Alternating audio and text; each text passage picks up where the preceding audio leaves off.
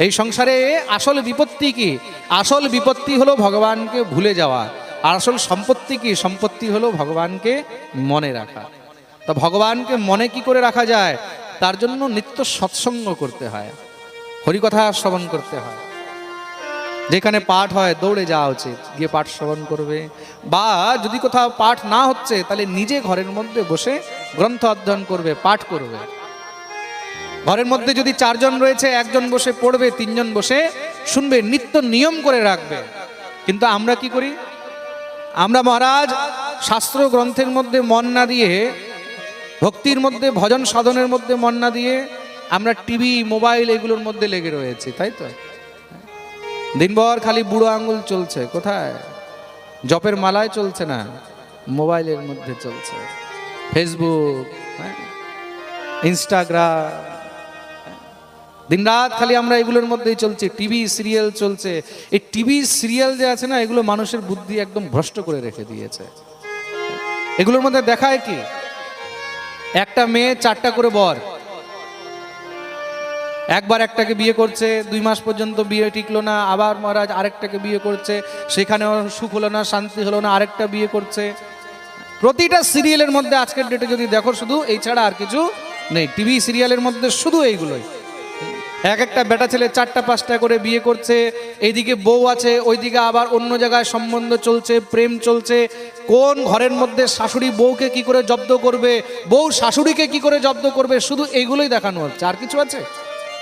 কে কার সঙ্গে প্রতিশোধ নেবে, কে কোথায় বদলা নেবে, কে কাকে কিভাবে মারবে, মার্ডার করবে, শুধু এইগুলোই কিন্তু চলছে। আর এইগুলো দেখে দেখে আমাদের বুদ্ধিও ভ্রষ্ট হয়ে যাচ্ছে। যা দেখছি আমরাও কিন্তু আস্তে আস্তে তার মধ্যেই ঢুকে যাচ্ছি। আমাদেরকে যা দেখানো হচ্ছে আমরা তার অভ্যস্ত হয়ে যাচ্ছি। আর ঘরের মধ্যে আমরা কি করছি? আস্তে আস্তে সেরকমই আচরণ শুরু করে দিচ্ছি।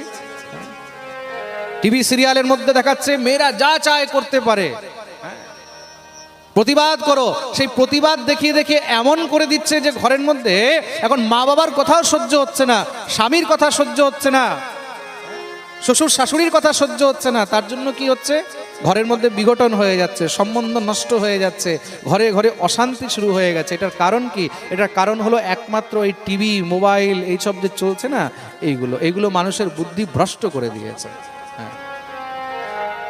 আর তার পরিণাম কি? পরিণাম হলো যেরকম আমরা দেখছি সেরকমই আমরা করছি। নিজের বুদ্ধি কিন্তু আমাদের কাজ করছে না, আমাদের মাথা কিন্তু কাজ করছে না।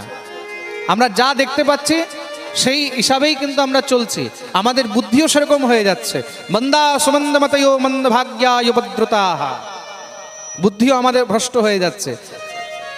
তার জন্য যদি দেখতে হয় তাহলে সবসময় ঠাকুরের লীলা দর্শন করবে, ভগবত বিষয়ক বস্তু দেখবে, পাঠ শ্রবণ করবে। তাহলে কি হবে? সৎপথে যত তুমি দৃষ্টি রাখবে, সৎপথে যত তুমি মনকে রাখবে, তোমার মন ততই সৎ থাকবে। এইগুলো দেখলে তখন কিন্তু বুদ্ধি কাজ করে না। খুব মন দিয়ে শুনবে কিন্তু। হ্যাঁ, বুদ্ধি কি করে কাজ করবে? তার জন্য সৎসঙ্গ করতে হবে। অসৎসঙ্গে কি হয়? অসৎসঙ্গে বুদ্ধি নাশ হয়ে যায়, নোংরা হয়ে যায়। তার জন্য সৎসঙ্গ, সাধু সঙ্গ করতে হয়। একটা আপনাদেরকে আমি এক্সাম্পল দিই। কোনো জিনিস যেটাকে আমরা দেখছি, সেটা দেখার পরে আমাদের বুদ্ধি কতটা একদম বিকৃত হয়ে যায়, আমাদের মাথা কাজ করা কিরকম করে বন্ধ করে দেয়, সেটা খুব মন দিয়ে শুনবে কিন্তু। আপনাদের সামনে আমি একটা প্র্যাকটিক্যাল করে দেখিয়ে দেবো।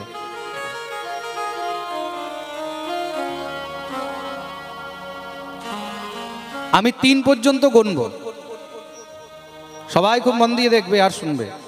3 পর্যন্ত গুনব। 3 পর্যন্ত গণার পরে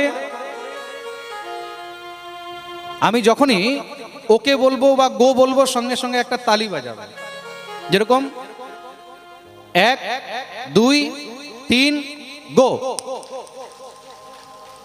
সবাই কিন্তু 1 2 3।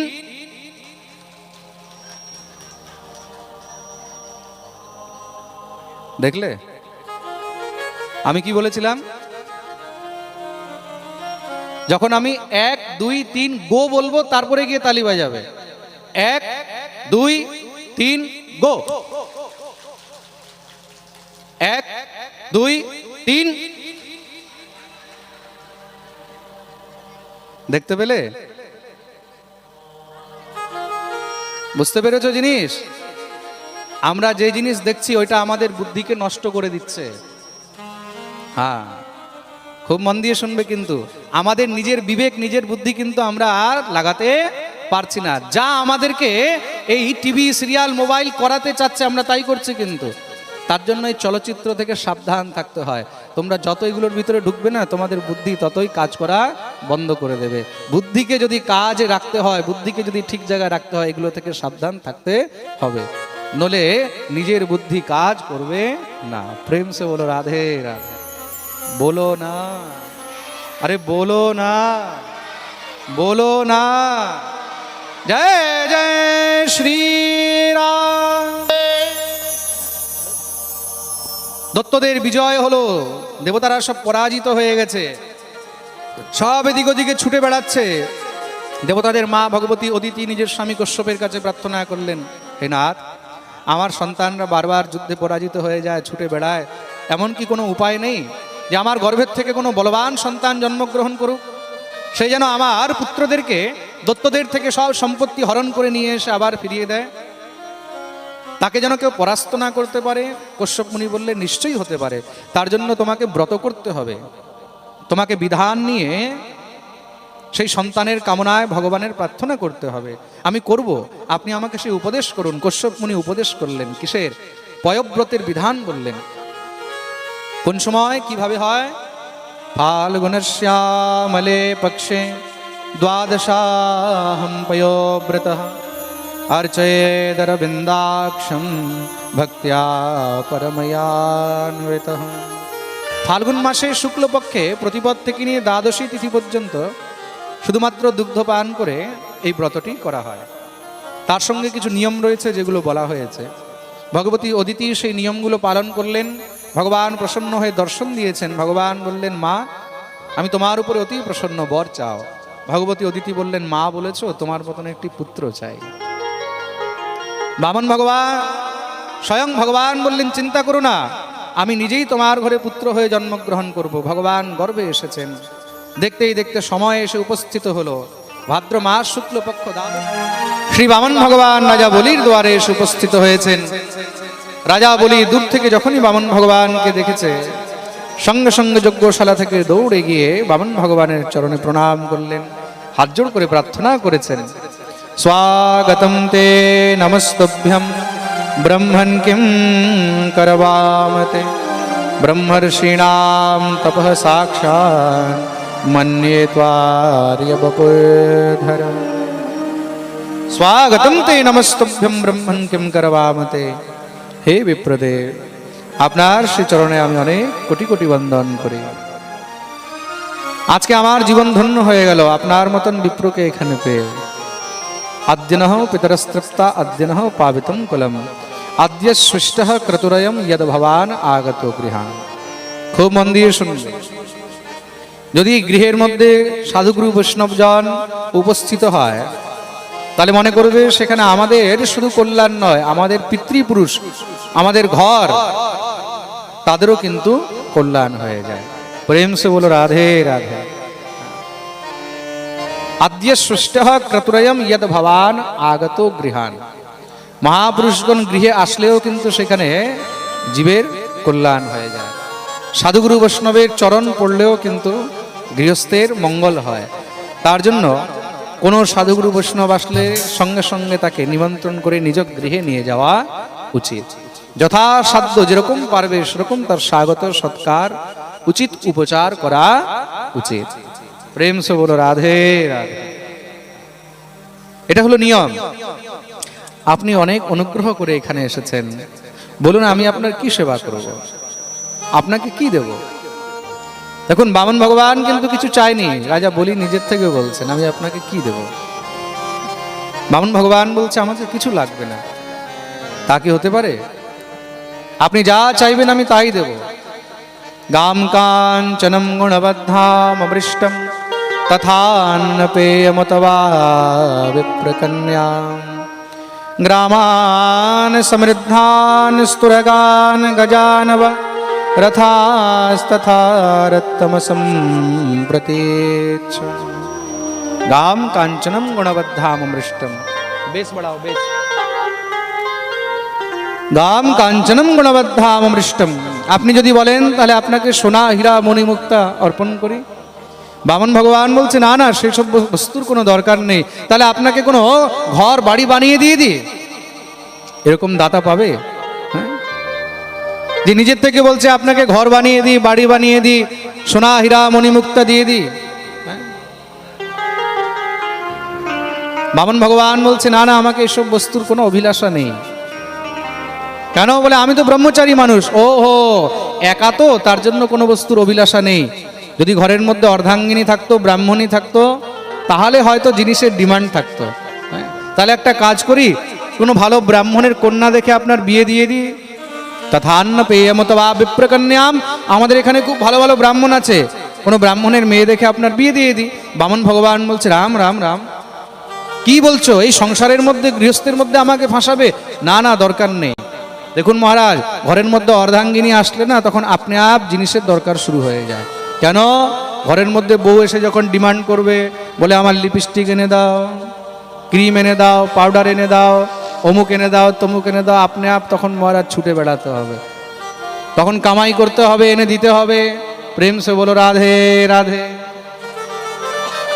তাহলে যদি আপনি বলেন তাহলে কোনো ভালো ব্রাহ্মণের কন্যা দেখে বিয়ে দিয়ে দিই, বামন ভগবান বলছে না না, এসব বস্তুর কোনো অভিলাষা নেই। কিছু তো নেন? বলে দেখো আমি তো সবসময় মুক্ত হয়ে ঘুরে বেড়াই, এসব জিনিস নিয়ে করব কি? তাহলে একটা কাজ করি, আপনাকে সুন্দর একটি রথ দিয়ে দিই, রথের মধ্যে বসে আপনি ঘুরতে থাকবেন। রথাস তথা রত্তমসম প্রতীচ্ছ। বামন ভগবান বলছে না না, আমাকে সেই সব বস্তুর কোনো অভিলাষা নেই। তাহলে বলুন না আপনাকে কি দেবো? বামন ভগবান বলছেন যা চাইবো দেবে তো? বললেন আমি কথা দিলাম, ঠিক আছে, যদি দিতেই হয় তাহলে পদানি ত্রিণী দত্তম্মে সম্মেতানি পদাম। তাহলে আমাকে 3 পক ভূমি দাও। যদি দিতেই হয় তাহলে আমাকে 3 পক ভূমি দেবে।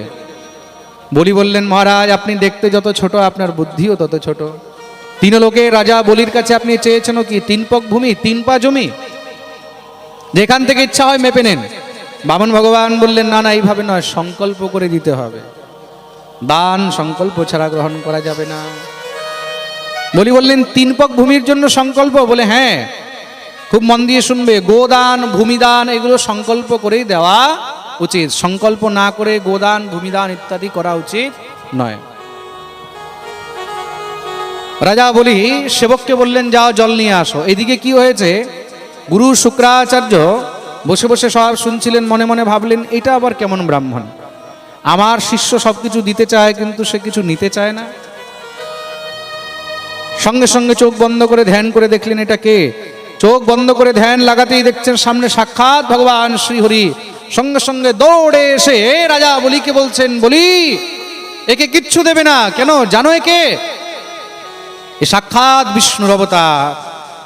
एष वैरोचने साक्षात् भगवान विष्णुरव्यः कश्यपोदितेर्जाता देवानां कार्यसाधकः।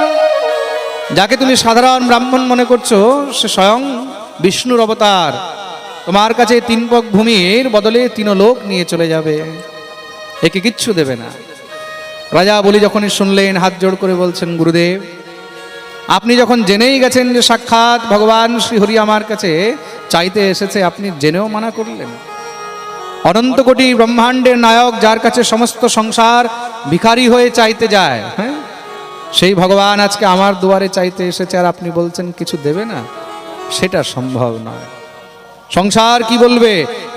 স্বয়ং ভগবান বলির দুয়ারে চাইতে গেছে, আর বলি ভগবানকে খালি হাত ফিরিয়ে দিয়েছে। না, আমার যদি সর্বস্ব চলে যায় তাও আমি গোবিন্দকে খালি হাত ফিরাবো না।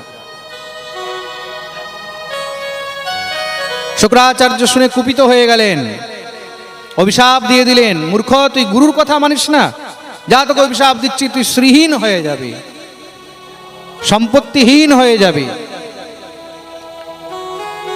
শুক্রাচার্য অভিশাপ দিয়ে চলে গেলেন। দেখুন গুরুর মনে লোভ এসে গেছে। লোভ কিসের? শিষ্যের যদি টাকা পয়সা সম্পত্তি চলে যায় তাহলে আমার তো দক্ষিণা কাট হয়ে যাবে। শিষ্যের পকেটে মাল থাকলেই তো আমাকে দক্ষিণা দেবে, শিষ্যের কাছে না থাকলে কোথার থেকে দেবে? প্রেম সে বলো রাধে রাধে। গুরুর মনে যদি লোভ এসে যায় তাহলে সেই গুরুকেও নরক যেতে হয়। গুরুর কাজ কি? গুরুর কাজ হলো শিষ্যকে গোবিন্দের কাছে নিয়ে যাওয়া। কিন্তু যেই গুরু শিষ্যকে গোবিন্দ বিমুখ করে, শাস্ত্র বলছে এমন গুরুকেও পরিত্যাগ করে দেওয়া উচিত। প্রেম সে বলো রাধে রাধে। শাস্ত্র বলছে গুরু গোবিন্দ দৌ খড়ে কাকে লাগো পায়, বলিহারি গুরু আপনে গোবিন্দ দিও বাতায়। গুরু গোবিন্দ দুইজন সামনে দাঁড়িয়ে আছে, শিষ্য এখন কাকে গিয়ে আগে প্রণাম করবে? তা শিষ্যের জন্য তো গুরুই সবকিছু, গুরুই হলেন ভগবান, গুরুই হলেন সবকিছু। বলছেন না, গুরু মাতা গুরু পিতা গুরু হন পতি, গুরু বিনা এ সংসারে নাহি অন্য গতি। গুরুই হলেন সর্বেশ্বর, গুরুই মাতা গুরুই পিতা গুরু হন পতি। গুরু ছাড়া কিন্তু এই সংসারে আর কেউ নেই। খুব মন দিয়ে শুনবে। তার জন্য শিষ্যের কর্তব্য হলো আগে গুরুর চরণ ধরবে। কিন্তু গুরুদেবের কর্তব্য কি? যখনই গুরুর চরণ ধরতে যাবে সঙ্গে সঙ্গে গুরুদেব বলবে না না আমার নয়, এখানে ঠাকুর দাঁড়িয়ে রয়েছে, আগে তুমি গোবিন্দকে প্রণাম করো। এটা হলো গুরুর কর্তব্য। আর গুরু যদি বলে আমাকেই পূজা করো, আমাকেই অর্পণ করো, আমাকেই প্রণাম করো, আমারই শ্রদ্ধা করো, আমারই ভক্তি করো, আমি হলাম ভগবান, তখন মনে করবে সেই গুরু হলো পাখণ্ডী। প্রেম সে বলো রাধে রাধে। আজকাল এরকম গুরু অনেক ঘুরে বেড়াচ্ছে না। অনেক জায়গায় আমি মন্দিরের মধ্যে গিয়ে দেখি খুব সুন্দর বিশাল মন্দির হয়ে আছে, ভিতরে ঢুকে দেখছি সেখানে ঠাকুর নেই, সেখানে শুধু গুরুদেবের ফটো লাগানো রয়েছে। আমি বললাম ঠাকুর কোথায়? বলে আমাদের গুরুদেব বলেছে ভগবান রাখতে নেই, শুধু গুরুই, হ্যাঁ শুধু গুরুই সবকিছু। খুব মন দিয়ে শুনবে, এগুলোকে বলা হয়েছে পাখণ্ড। কি বলা হয়েছে? পাখণ্ড। যেই গুরু গোবিন্দকে মানে না, যেই গুরু নিজের শিষ্যকে গোবিন্দের ভক্তির উপদেশ করে না, কৃষ্ণ ভক্তির উপদেশ করে না, সেই গুরুকেও পরিত্যাগ করে দেওয়া উচিত। প্রেম সে বলো রাধে রাধে। আমাকে আমার এক শিষ্য জিজ্ঞাসা করছে, বাবা আমাদের মনে একটি সংশয় আছে, আপনি একটু তার নিরাকরণ করে দেবেন। অনেক সময় মনে মনে বুঝতে পারি না, কনফিউশন হয়ে যায়।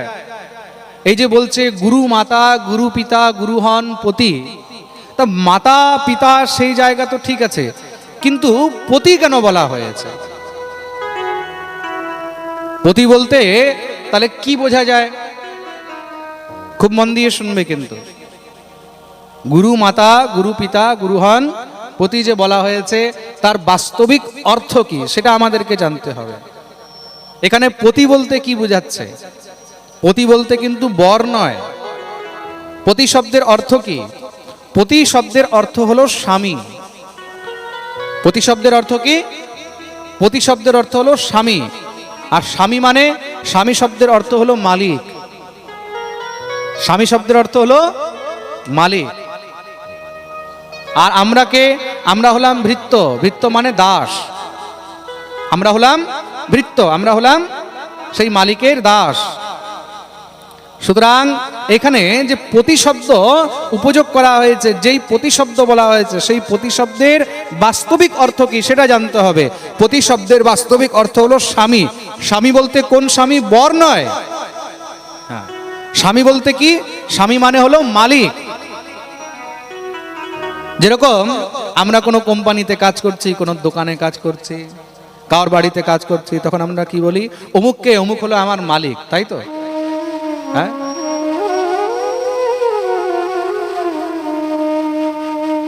আপনারা কার দোকানে কাজ করছেন, আপনারা কার বাড়িতে কাজ করছেন, তখন মানুষকে কি বলবেন? সে কে? সে হলো আমার মালিক, তাই তো? সে হলো আমার স্বামী। স্বামী, স্বামী মানে মালিক। খুব মন দিয়ে শুনবে। পতি শব্দের অর্থ স্বামী। স্বামী মানে হলো মালিক, আর আমরা হলাম তার চাকর, ভৃত্য, তার দাস, হ্যাঁ, তার সেবক। সুতরাং এখানে যে গুরু হন পতি বলা হয়েছে, পতি শব্দের অর্থ হলো মালিক। গুরুই হলো আমার মালিক, আর আমি হলাম তার দাস, আমি হলাম তার সেবক। কিন্তু যারা দুষ্ট লোক, যারা অপরাধী, যারা পাপী, যাদের মনের মধ্যে পাপ রয়েছে, তারা কি করে? এই শব্দের অনর্থ করে, শব্দের অর্থ না বলে অনর্থ শুরু করে দেয়। তারা তখন শিষ্যকে কি বোঝাচ্ছে? বলে দেখো, বলা হয়েছে গুরু মাতা, গুরু পিতা, গুরু হন পতি। গুরুপতি মানে গুরু হলো স্বামী, তার মানে গুরুই হলো কিন্তু স্বামী। স্বামী বলতে কিন্তু তারা এখানে মালিক বোঝাচ্ছে না, তারা এখানে স্বামী বলতে কিন্তু বর বোঝাচ্ছে। আর এইসব কারা করে? যারা সহজিয়া, খুব মন দিয়ে শুনবে, যারা সহজিয়া, যারা কালাচাঁদি, তারা কিন্তু এইসব জিনিস শিষ্যদেরকে বোঝায় আর বুঝিয়ে তখন তাদেরকে পথভ্রষ্ট করে, নিজেও ভ্রষ্ট আর শিষ্যকেও ভ্রষ্ট করে। প্রেম সে বলো রাধে রাধে। তা এমন গুরু থেকে সাবধান থাকিতে হইবে। এইসব গুরুকেও পরিত্যাগ করে দেওয়া উচিত। যেই গুরু নিজের শিষ্যকে এই অনর্থ করে বোঝায়, যারা উল্টো পাল্টা বোঝায়, মনে করতে হবে তাদের ভিতরে কপট রয়েছে, পাপ রয়েছে। তার জন্য মহাপ্রভু বলেছেন এইসব গুরু থেকে সবসময় সাবধান থাকিবে। গুরু হন পতি। তা গুরু হন পতি বলতে এখন কি বুঝলে? মনে থাকবে তো? পতি বলতে কি? পতি মানে হলো মালিক। গুরুই হলেন মাতা, গুরুই হলেন পিতা, আর গুরুই হলেন মালিক, মানে আমাদের স্বামী। প্রেম সে বলো রাধে রাধে। যারা সদ্গুরু তারা তার সৎ অর্থ বলবে, আর যারা দুষ্ট তারা তার অনর্থ বলবে। প্রেম সে বলো রাধে রাধে। বলো না, আরে বলো না, বলো না, আরো জোরে। যারা চেয়ারে বসে আছে তোমার হাত উপরে করে জয় জয় শ্রী রাধে। গুরু শুক্রাচার্য গোবিন্দ বিমুখ হতে বললেন, কিন্তু রাজা বলি গোবিন্দ বিমুখ হলো না, গুরুকে ত্যাগ করে দিল। গুরুকে ত্যাগ করেছে কিন্তু গোবিন্দকে ত্যাগ করেনি। গুরুদেব রুষ্ট হয়ে চলে গেছেন।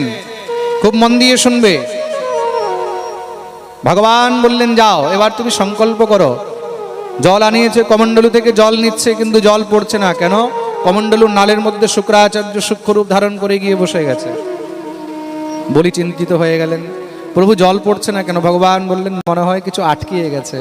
বলি বলছে প্রভু তাহলে আপনি একটু পরিষ্কার করে দেন। ভগবান বললেন আচ্ছা, এই শুভ কাজ আমার হাতেই হবে নাকি?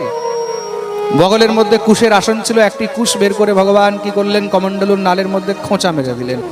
শুক্রাচার্য ভিতরে বসে একদম চোখ ফেড়ে ফেড়ে দেখছিল কি হচ্ছে বাইরে। সোজা গিয়ে চোখের মধ্যে লাগতে একটি চোখ গোবিন্দায় নমো নমঃ কানা হয়ে গেছে, লাফ দিয়ে বাইরে বেরিয়েছে, রক্ত ঝরঝর করে পড়ছে, জোরে জোরে চেঁচাতে লেগেছে, আমাকে তুমি কানা করে দিলে, আমি তোমাকে ছাড়বো না। ভগবান বললে শুক্রাচার্য তুমি রাগারাগি করে চলে গেছিলে, আবার ভিতরে ঢোকার দরকার কি ছিল? শুক্রাচার্য বলছে আমি ভেবেছিলাম ভিতরে ঢুকে গেলে তাহলে আর দান হবে না, আমি দান ধর্মের মধ্যে বাধা দিতে চেয়েছিলাম। ভগবান বললেন শুক্রাচার্য তুমি দান ধর্মে করেছো মানা, তাই আমি তোমাকে করে দিলাম কানা। প্রেম সে বলো রাধে রাধে। তার জন্য এই সংসারে যে দান ধর্মের মধ্যে মানা করে, ভগবান তাকে এইভাবেই কানা করে দেন। সুতরাং কেউ যদি দান করে তখন তাকে আরো উৎসাহ দিতে হয়। যদি বলছে আমি পাঠে 5,000 দিচ্ছি, তখন তাকে বলে 5 কেন দিচ্ছিস, তুই 10 দে। যদি তোর সামর্থ্য হয় তাহলে 21 দে, কিন্তু তাকে কখনো পিছনের দিকে টানবে না, বলে এত দিয়ে কি লাভ, তুই একটা কাজ কর কিছু কম করে দিয়ে দে। তাহলে মনে করবে তুমি সেখানেই নিজের জন্য পতনের রাস্তা খুলে দিলে। প্রেম সে বলো রাধে রাধে। ভগবান শুক্রাচার্যকে দণ্ডিত করলেন। রাজা বলি জল নিয়ে সংকল্প করে যখনই ভগবানকে অর্পণ করেছে, দেখতেই দেখতে ভগবান বিশাল আকার ধারণ করলেন। একটি চরণ